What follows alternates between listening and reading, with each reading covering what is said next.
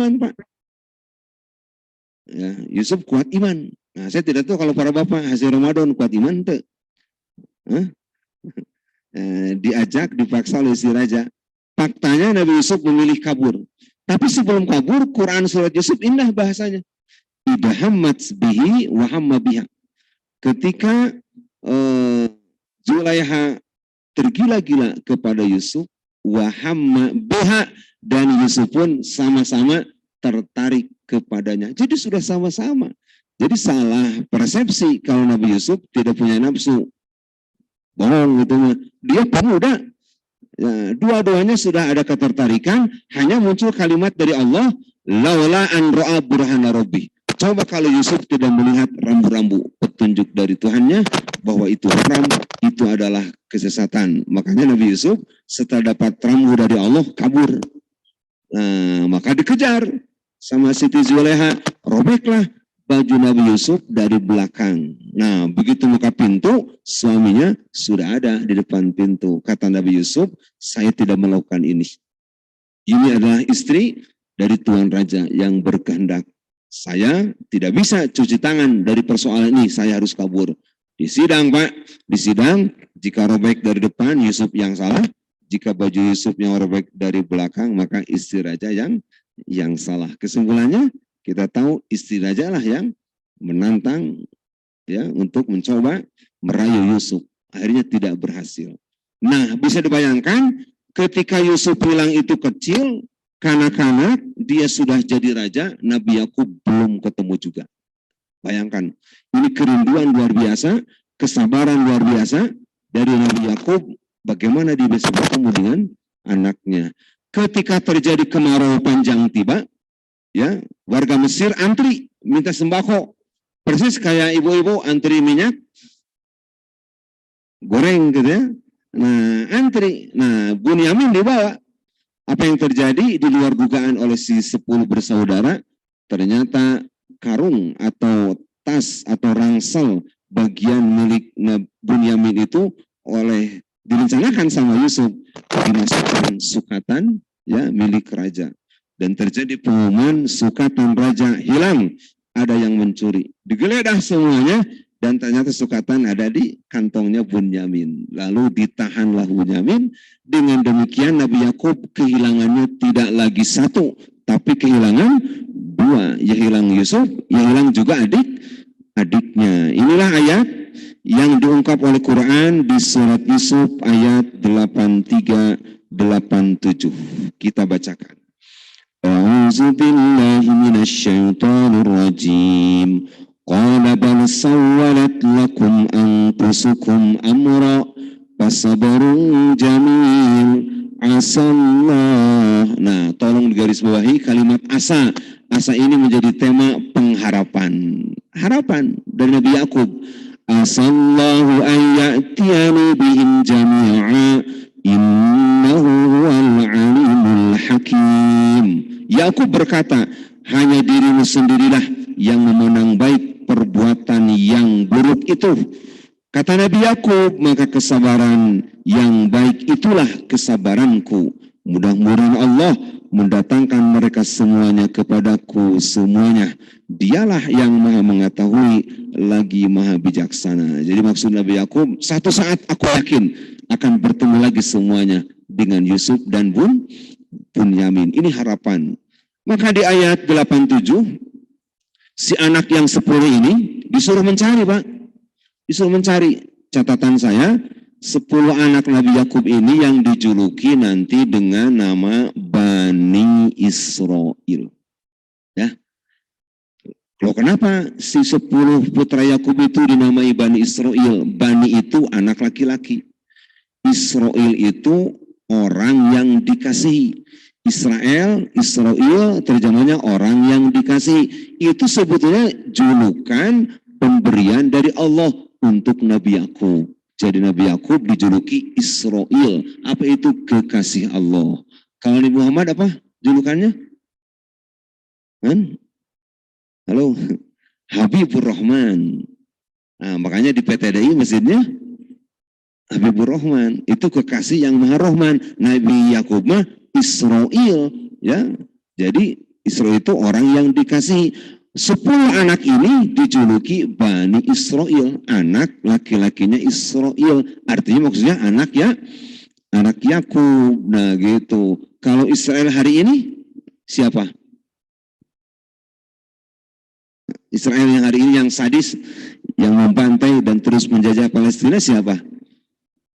Bagian dari generasi juga keturunan dari Yahudi. Salah satu putranya Nabi Yakub bernama Yahuda, itu ya, nanti menjadi bangsa Yahudi. Tapi tidak lepas juga dari nama besarnya Israel, nama besar ayahandanya, kekasih Allah. Nah itulah Yakub dijuluki Israel. Makanya nanti ada penyebutan ya Bani Israel, berkali-kali diulang tuh di Al-Baqarah, wahai anak-anak Israel, maksudnya anak-anak ya Yakub. Nah, di sini Nabi Yakub, coba lihat ayat 87 mengatakan begini, ya bunayya dhahabu fatahassasu min Yusuf wa ahi wa la yata'asu min rauhillah innahu la ya'asu min rauhillahi illa al-qaumul kafirun.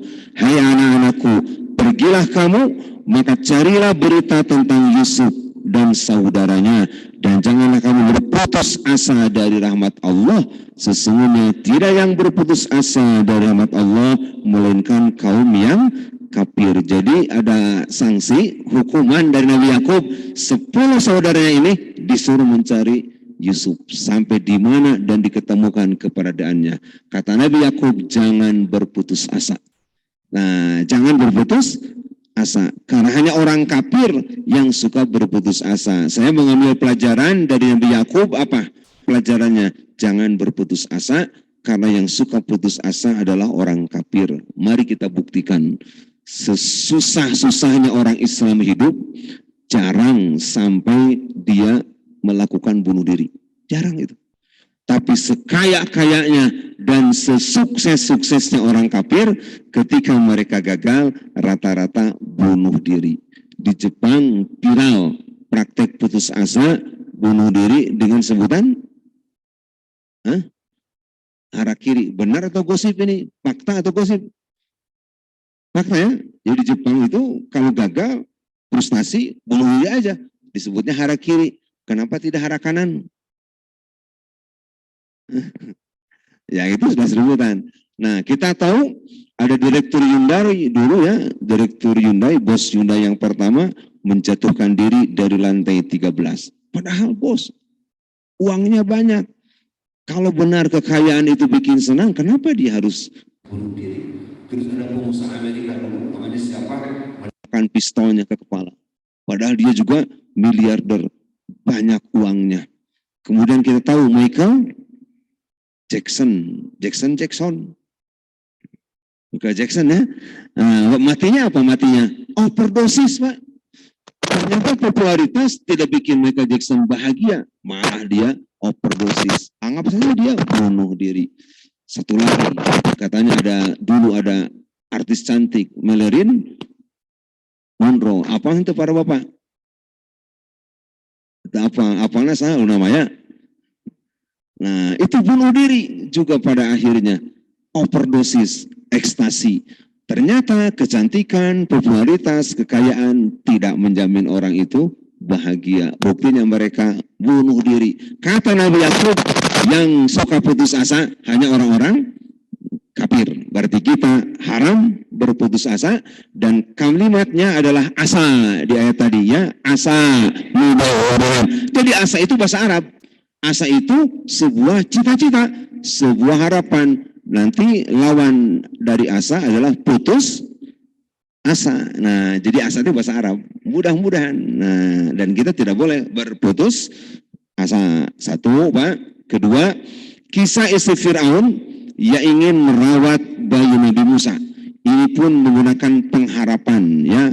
Kalimat asa dibacakan oleh istri Fir'aun. Coba kita lihat ayatnya.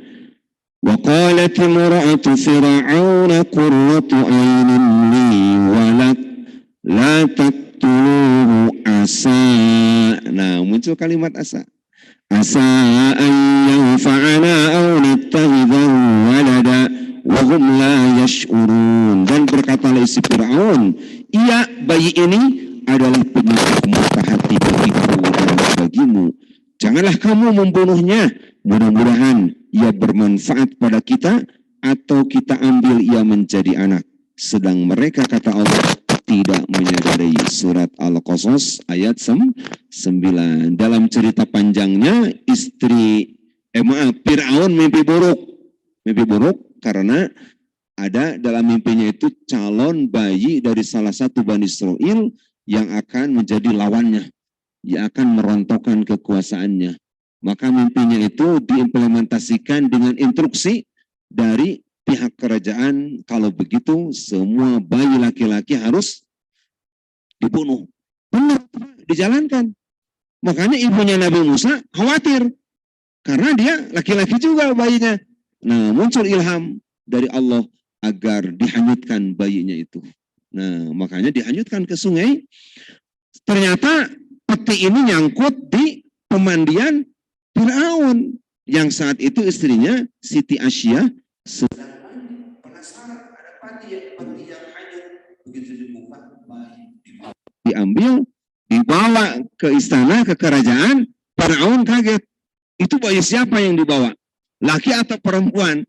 Dijawab sama istrinya, ini laki-laki. Langsung aja mau ditusuk sama belati. Ditahan tangan Fir'aun.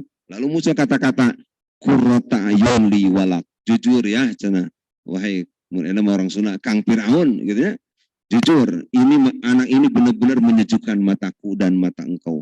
Akhirnya dipelihara. Nah, kata Allah, wahum la yash'urun. Mereka tidak menyadarinya. Justru inilah yang akan menjadi musuh bebuyutannya. Sudah ada, dipelihara di rumahnya. Yang lebih menarik, ibu Nabi Musa semakin cemas. Kenapa? Karena peti ternyata nyangkut di kerajaan Fir'aun. Itu sudah skenario Allah, Pak. Maka akhirnya, kata Allah, aku haramkan tidak semua wanita bisa menyusui bayi ini. Nah, dipasang sayembara. Pengumuman siapa yang bisa menyusui bayi di istana akan diberi hadiah besar, diberi tempat tinggal di kerajaan. Ngantri ibu-ibu ingin menyusui bayi ini, tidak ada yang cocok. Kenapa? Allah mengatakan waharamna alaihil marodi, haram, tidak bisa semua perempuan bisa menyusuinya kecuali ibunya sendiri. Ada yang tahu siapa nama ibu Nabi Musa? Halo? Kalau isi Fir'aun Asia, kalau ibu Nabi Musa siapa? Yukabid. Nah, ya. Kalau Siti Saro, istri Nabi Ibrahim yang pertama. Istri keduanya Siti Hajar. Nah, ibu Musa Yukabid semakin cemas. Ternyata muncul pemberitaan. Siapa yang dapat hadir menyusui seorang bayi, dia semakin yakin itu adalah anaknya, gitu kan? Ternyata benar, antri ketika ibu-ibu lain tertolak oleh bayi ini, pas bagian Yukabid langsung aja menate. Fir'aun nangis itu.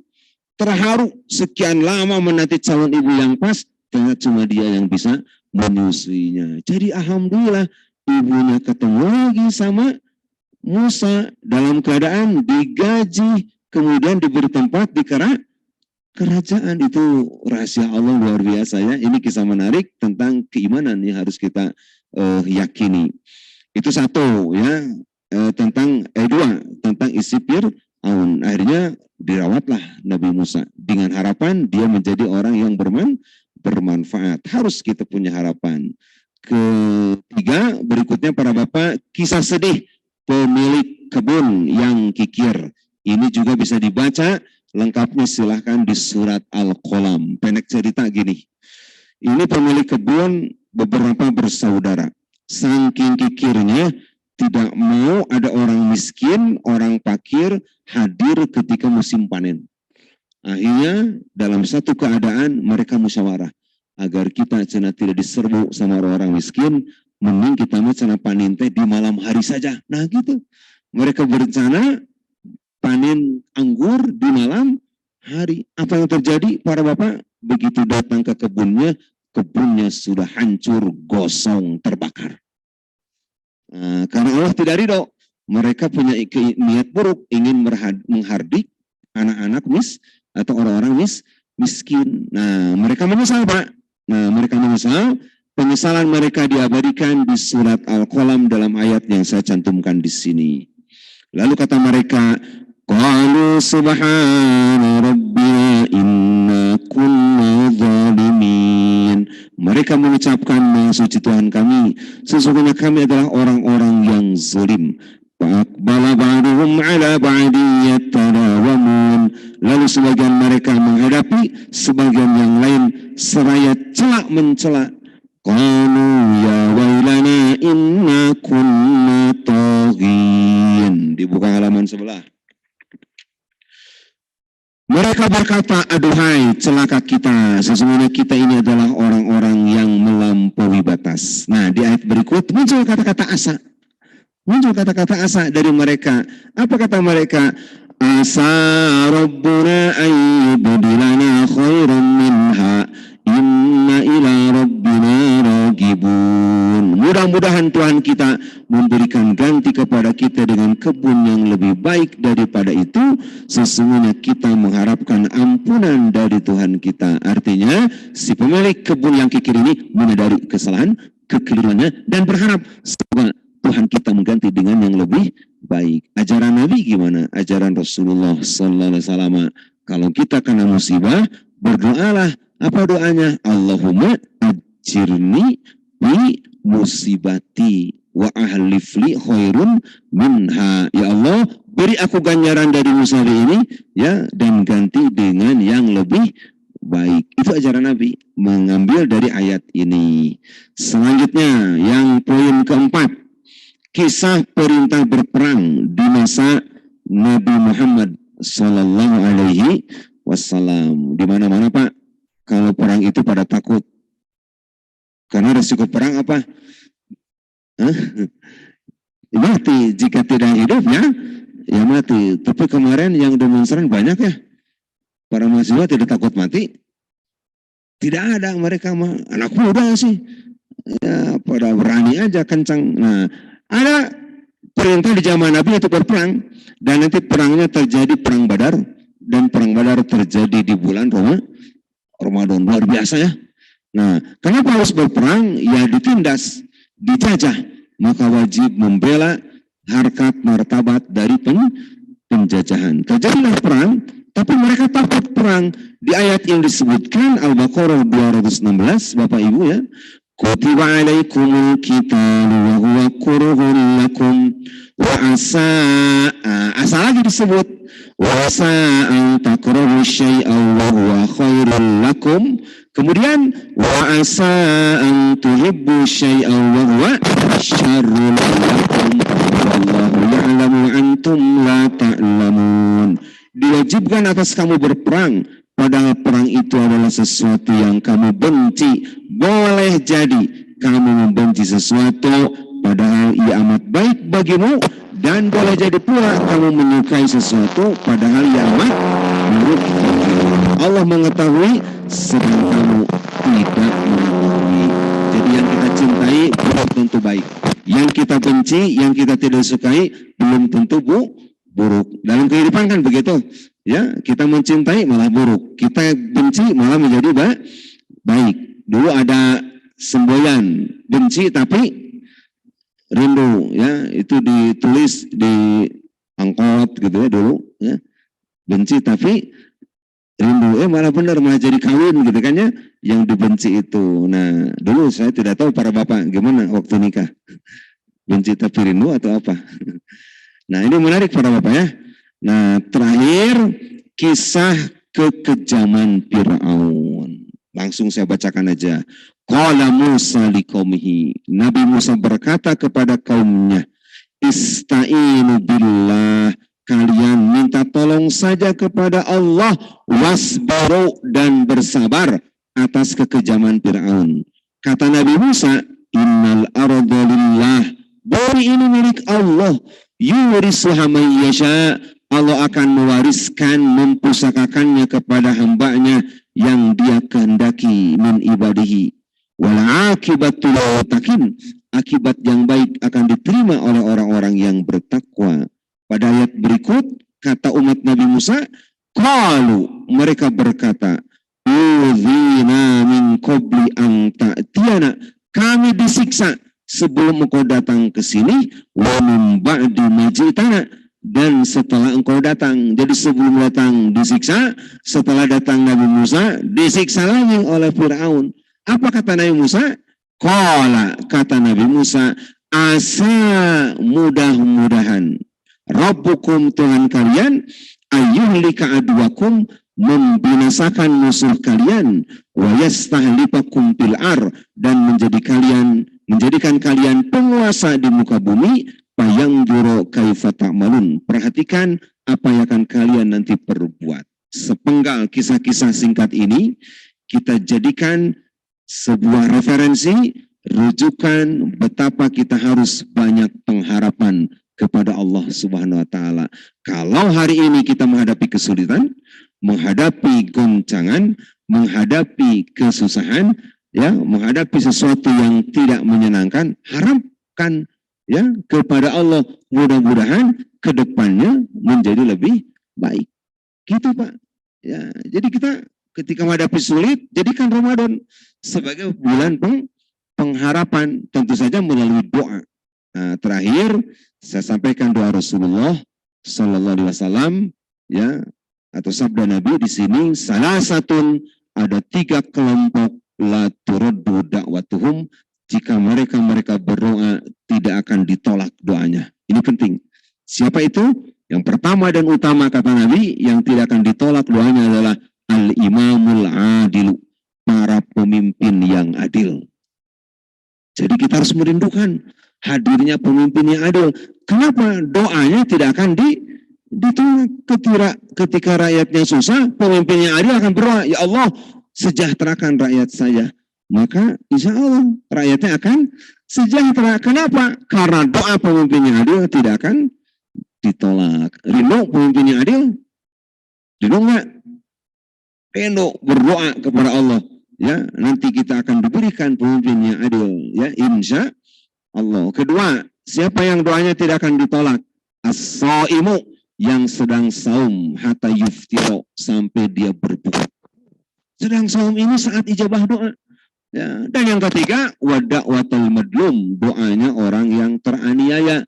Ya sedang saum, pas merasa sedang teraniaya, sedang merasa idzalimi, lalu dia berdoa. Oh, lebih kuat lagi Pak, kesempatan dijabahnya lebih kuat kembali. Apalagi tadi merindukan hadirnya seorang pemimpin yang soleh, atau saya tinggal ngedoa.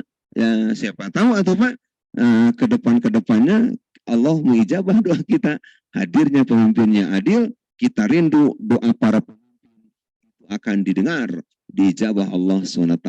Demikian, jadi kesimpulan saya, Ramadan jadikan bulan pengharapan, seperti harapan para nabi yang dikisahkan ini. Tidak ada kata menyerah, tidak ada istilah putus asa. Mereka memanjatkan asallah, asallah, asallah. Mudah-mudahan Allah. Jadi asa bukan bahasa Indonesia, tapi asa asli bahasa Al-Quran yang terjemahnya harapan, cita. Kebalikan dari itu adalah berputus asa. Demikian ya, Dek, yang dapat saya sampaikan. Kalau ada yang mau diskusi, tanya jawab, silakan.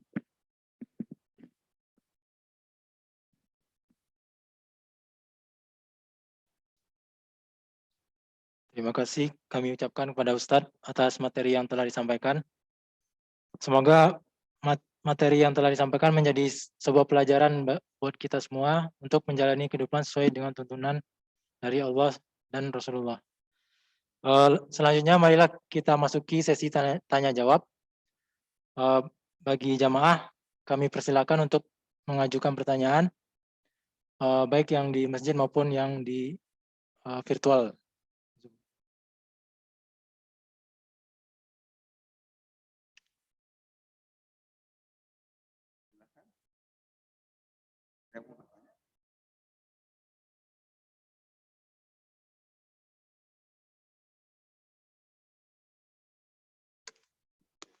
Ya, Bapak-bapak, silakan Pak. Kalau ada yang mau bertanya, Pak.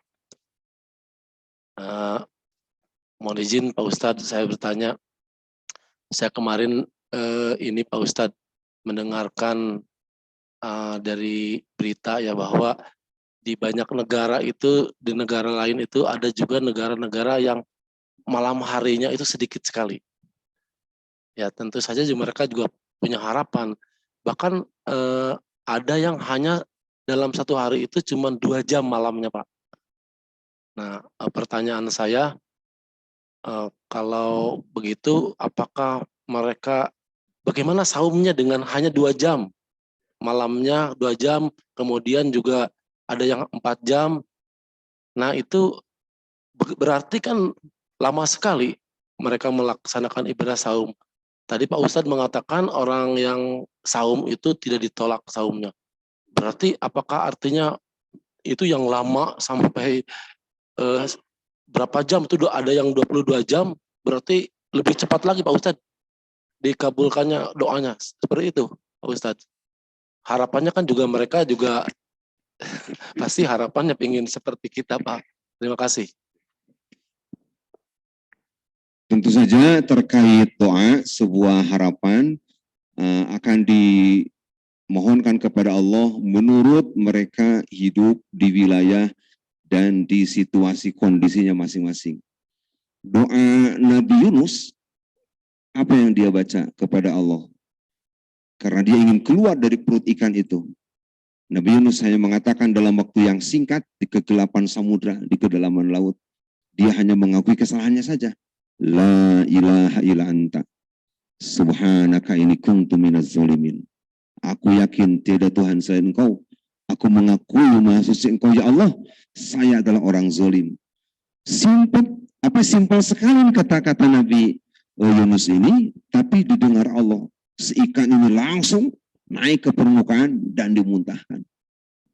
Nah, anggap saja orang kutub utara, kutub selatan itu diberi waktu yang begitu gelap, lama ketemu dia matahari juga, dan lebih panjang gelapnya daripada terangnya.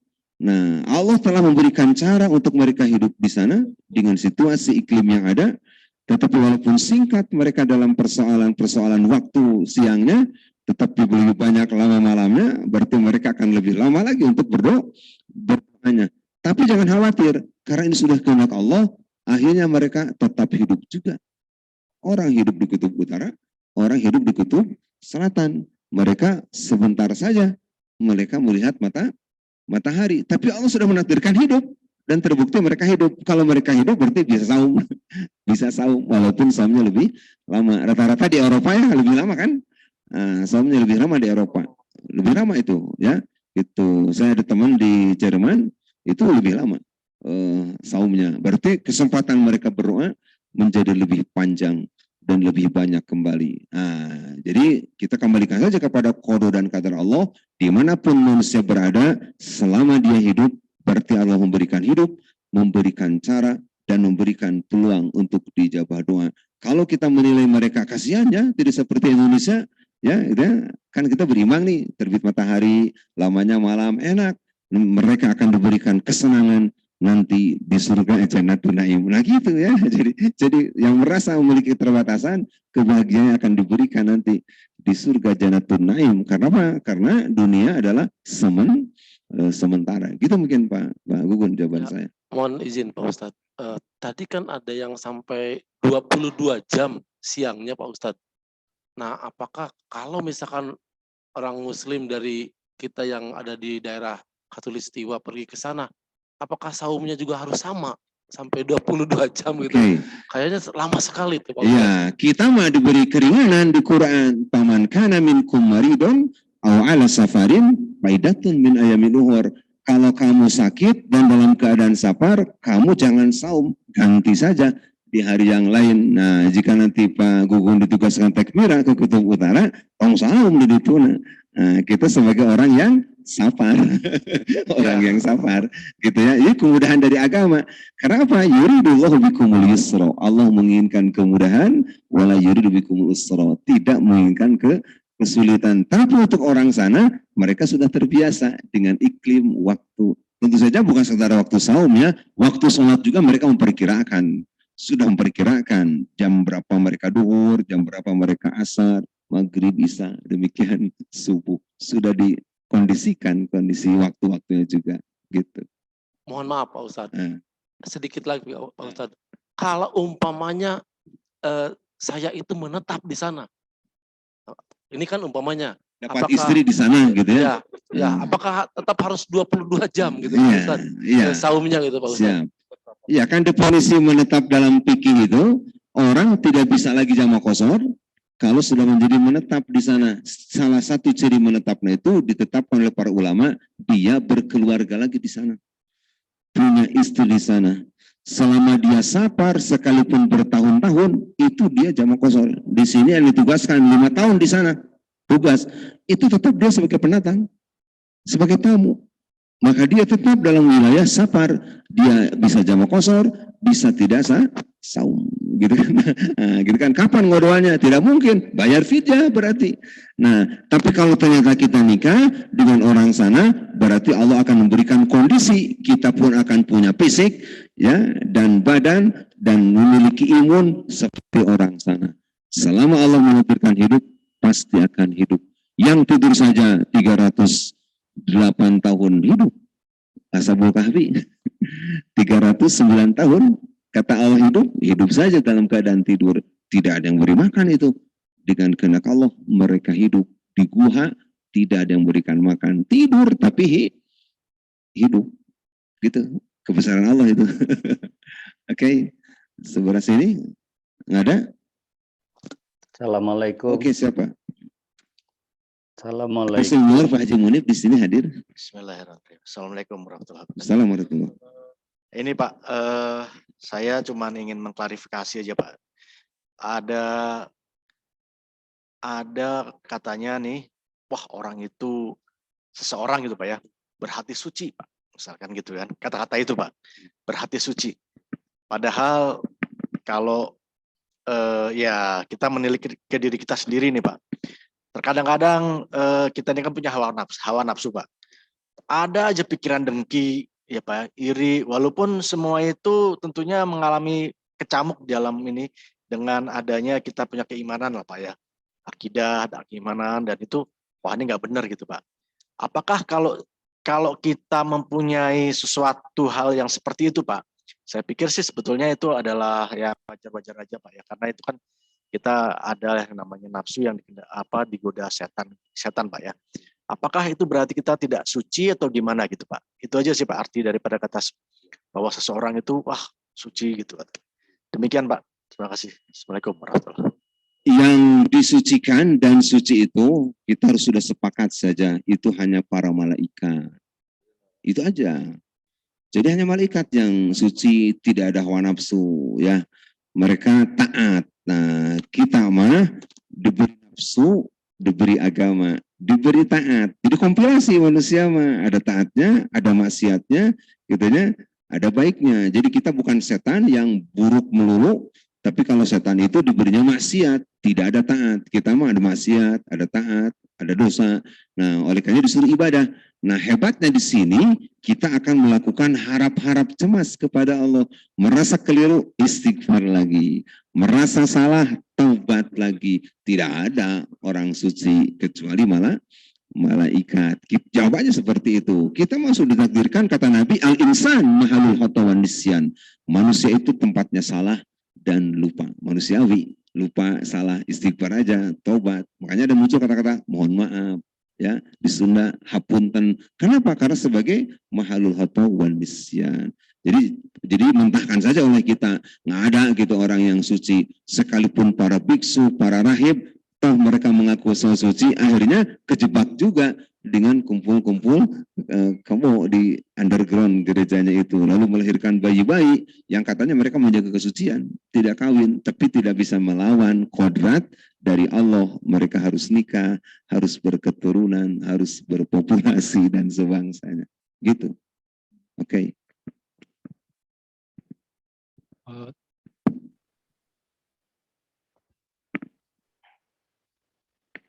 Selanjutnya ada pertanyaan di Zoom dari Ibu Fitri. Assalamualaikum Pak Ustadz. Saya mau bertanya tentang ayat Al-Quran yang tadi artinya yang baik menurut kita belum tentu baik menurut Allah dan sebaliknya. Mohon beri contohnya Pak Ustadz, bagaimana supaya kita tahu yang baik itu baik juga menurut Allah dan sebaliknya. Terima kasih. Assalamualaikum warahmatullahi wabarakatuh. Gini Bu ya, tidak ada yang tahu tentang perkara gaib seperti jodoh, ya, seperti di mana nanti kita dapat pekerjaan, seperti pula nanti kapan turunnya hujan. Nah, apakah anak nanti yang lahir kita itu laki-laki atau perempuan? Apakah dia nanti selamat atau tidak dalam persalinan? Nah, setelah kita hidup di muka bumi, apakah kita dapat rezeki banyak atau tidak? Nah, makanya kita hanya bisa melakukan tawakal dan berikhtiar. Oleh karena Nabi Sallallahu Alaihi Wasallam mensyariatkan kalau kita dihadapkan kegamangan terhadap yang harus kita pilih, Rasulullah Sallallahu Alaihi Wasallam menyarankan untuk kita memohon pilihan kepada Allah, melakukan salat istikharah. Salat istikharah, minta pilihan. Salah satu petikan doanya, Allahumma innaka anta alamul ghuyub. Kau ya Allah mengetahui perkara gaib. Wa anta taqdiru wal aqdiru. Kau berkuasa, aku tidak berkuasa. Kau mengetahui yang gaib, aku tidak tahu. Nah, jadi artinya kita sebagai makhluk, sebagai manusia yang beribadah, memohon, berdoa, minta pilihan. Sudah ada keyakinan, ini pilihan saya. Kata Quran, Fa'idha azamta fatawakal ala Allah.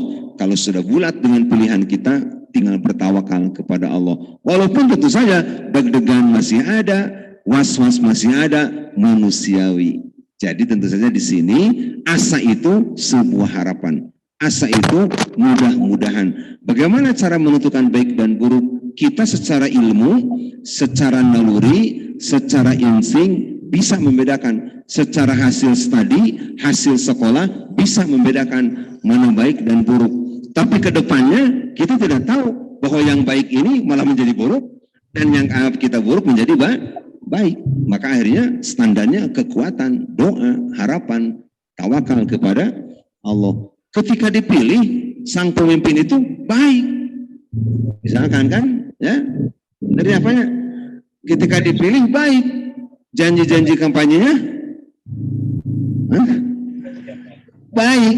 Setelah jadi presiden, jadi pejabat, setelah jadi anggota dewan, hasilnya malah nah, itu lepas daripada kemampuan kita. Kita mah sudah disuruh memilih. Sebelum saya nikah kan suami saya baik ya, cina. Tapi setelah 2 tahun perkawinan kok jadi galak begitu. Itulah kita tidak tahu kode dan kadar. Kita hanya berharap kepada Allah, minta yang terbaik. Tapi jangan salah, hidup ini akan terus berhadapan dengan ujian-ujian. Ujian-ujian itu adalah untuk meningkatkan jati diri, kualitas keimanan kita untuk menjadi lebih kuat, ya, menjadi lebih hebat, tahan bantingan. Harus ada. Dengan gesekan-gesekan menjadi orang yang kuat mental dan segala sesuatunya menjadi bisa lebih baik kembali, gitu. Oke. Itu Bu ya jawaban dari saya.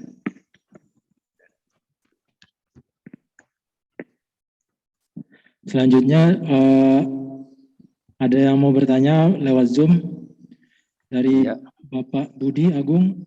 Silakan mengajukan pertanyaannya. Ya, hatur nuhun. Assalamualaikum warahmatullahi wabarakatuh. Pak Ustadz, ini sekalian nyoba situasi pakai Zoom antara yang offline sama online nih Pak. Saya ingin melanjutkan yang disampaikan Pak Gunawan tadi itu Pak.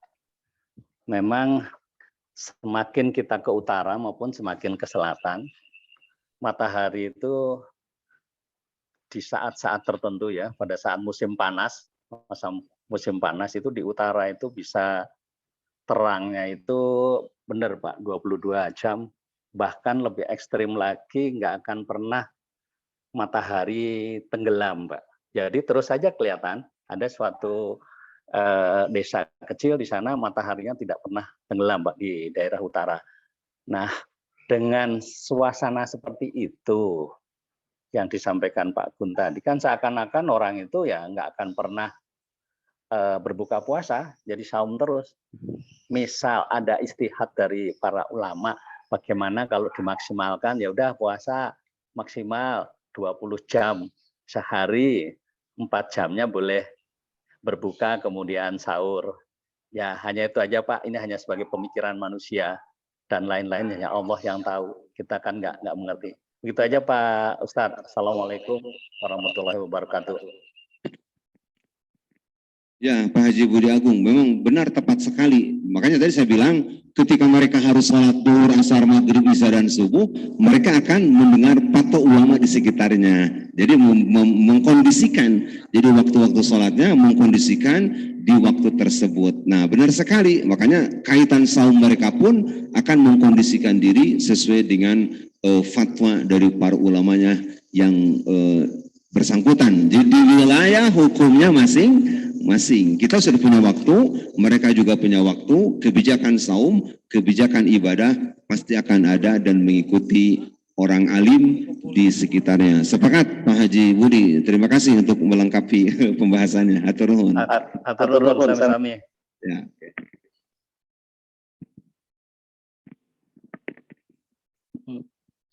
Selanjutnya, apakah masih ada pertanyaan dari bapak-bapak, baik yang di masjid?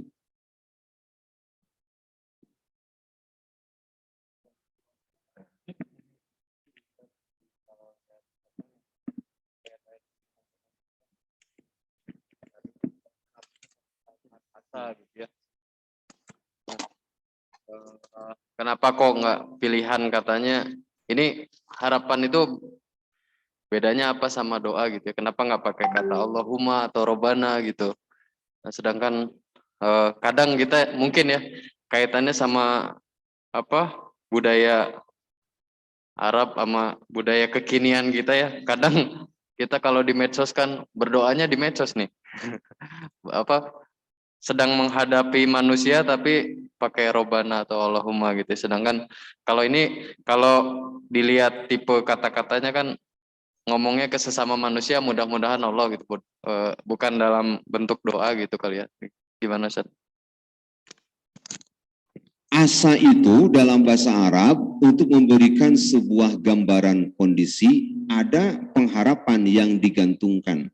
Nanti praktek memohon doanya memang benar, di Quran pun ada Allahumma Rabbana Rabbi. Nah, jadi prakteknya munculkan kalimat ya Allah atau ya Rahman, ya Rahim, ya Rabbana. Itu benar nanti praktek doanya mah. Tapi ini hanya membahas bahwa gambaran-gambaran pengharapan itu dimunculkan dengan kalimat asa.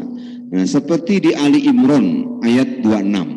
Itu Allah langsung mengajarkan, kalau kamu Muhammad mengharapkan kepemimpinan, mengharapkan kerajaan, Ali Imran 26, kata Allah, Qul, berdoalah engkau. Apa doanya? Allahumma malikal mulki. Ya Allah, engkau adalah rajanya raja.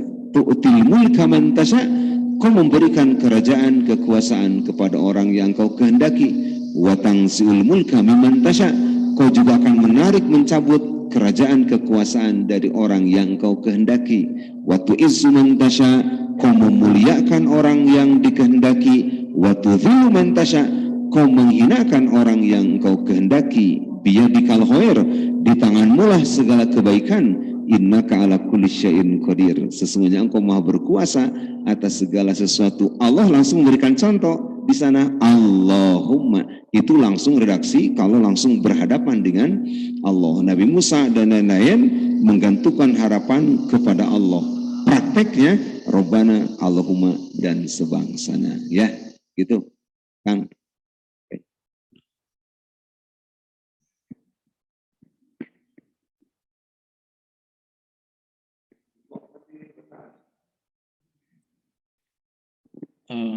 Baik. Akhirnya kita telah sampai pada penghujung acara kita ini, yaitu berdoa bersama yang akan dipimpin oleh Ustadz Syarif Lukmanul Hakim. Sebelum kita berdoa bersama, kami dari panitia penyelenggara kajian pada hari ini mohon maaf atas perkataan dan perbuatan yang kurang berkenan bagi para jamaah sekalian. Ustadz. Baik, kita akhiri dengan bermunajat kepada Allah sesuai dengan tema ya, sesuai tema ini ada doa, ada harapan, ada keinginan. Bismillahirrahmanirrahim. Allahumma rabbana atina fid dunya hasanah wa fil akhirati hasanah wa qina adzabannar.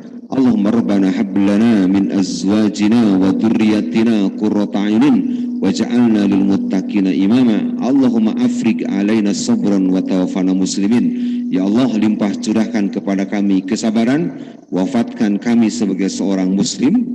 Amin. Berikan kepada kami kebaikan, keselamatan Amin. dunia dan akhirat. Solehkan keturunan kami, jadikan istri-istri kami, putra-putri kami, mereka-mereka yang soleh, dan jadikan kami adalah para pemimpinnya, orang-orang yang bertakwa.